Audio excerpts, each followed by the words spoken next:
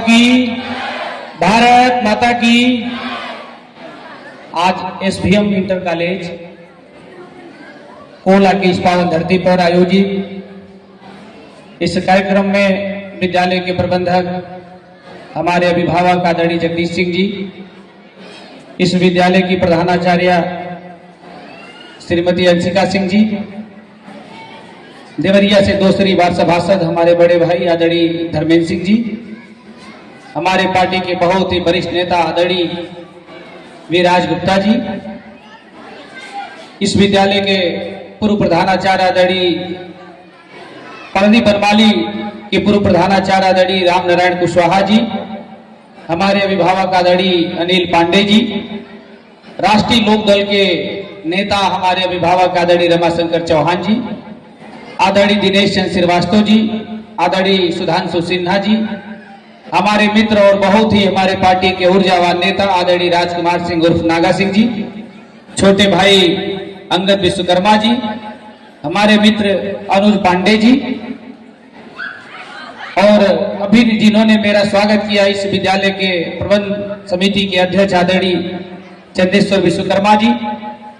और सामने बैठे हुए मेरे विद्यालय परिवार के सभी गुरुजन,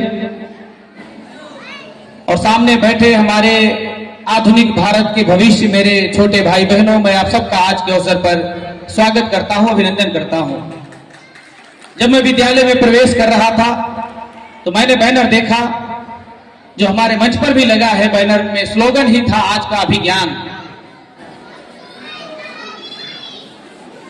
और आज का दिन भी बहुत अद्भुत दिन है, क्योंकि आज दुनिया में पहली बार ऐसा हुआ कि जब किसी देश में रविवार के दिन बजट पेश हो रहा है, और वो बजट कैसा बजट है जिसमें हमारे देश की बेटियों का भविष्य सुरक्षित है, हमारे खेतों में काम करने वाले किसान का भविष्य सुरक्षित है, और दुनिया के वैश्विक स्तर पर भारत की कैसे इकोनॉमी डेवलपमेंट करे, और इसके लिए चाहे सेमीकंडक्टर का क्षेत्र हो, चाहे हमारा युवा जिसके हाथों में रोजगार कैसे आए, बजट का काफी हिस्सा इस बार युवाओं के रोजगार के सृजन के लिए दिया गया है। इसके लिए मैं सरकार की अपनी ओर से और आप सब की ओर से सरकार को बधाई देना चाहता हूं। बधाई इसलिए देना चाहता हूं कि कोला एक ऐसा विद्यालय जो इस इलाके का, जब मैं छात्र राजनीति के बाद राजनीति में आ रहा था तब मैं इस विद्यालय में पहली बार आया था, और एक बड़े से कार्यक्रम में हम लोगों ने उस समय भी प्रतिभाग किया था, और तब से आज तक इस विद्यालय को मैं वैसे ही देखता आ रहा हूं। लेकिन बदला क्या?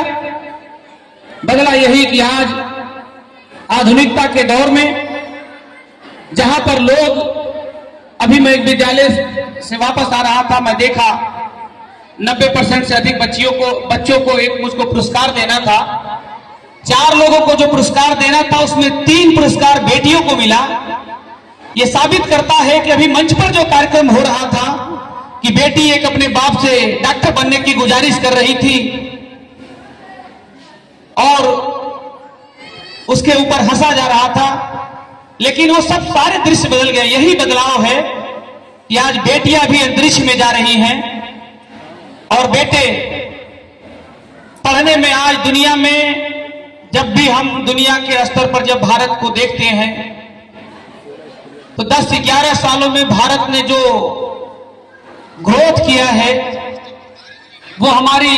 जहां पर हम धर्म के आधार पर देखें, अपने संस्कृति के आधार पर देखें, हम विज्ञान के क्षेत्र में देखें, हम उद्यम के क्षेत्र में देखें, तो हमारी दिन प्रतिदिन जो हमारा ग्रोथ लेवल है वो दुनिया के सभी देशों से आगे है। इसलिए मैं आप सबसे कहना चाहता हूं कि जो मेरे छोटे भाई बहन हैं, ये आने वाला समय आपके हाथों में है, और यही समय है जिस समय को आप नहीं पहचानेंगे, इस समय का सही उपयोग नहीं करेंगे तो बाद में आपके पास पछतावे के अलावा कुछ भी नहीं रहेगा। इसलिए मैं आप सबसे कहना चाहता हूं कि आप एक दृढ़ संकल्प के साथ, पूरे समर्पण भाव से, जो सपना आपके घर परिवार के लोगों ने, माता पिता भाई बहन ने देख के यहां पर भेजा है, उस सपनों को साकार करने के लिए पढ़िए, और एक प्रबल इच्छा के साथ। मैं मानता हूं कि दुनिया का कोई भी काम असंभव नहीं है, कठिन जरूर है, और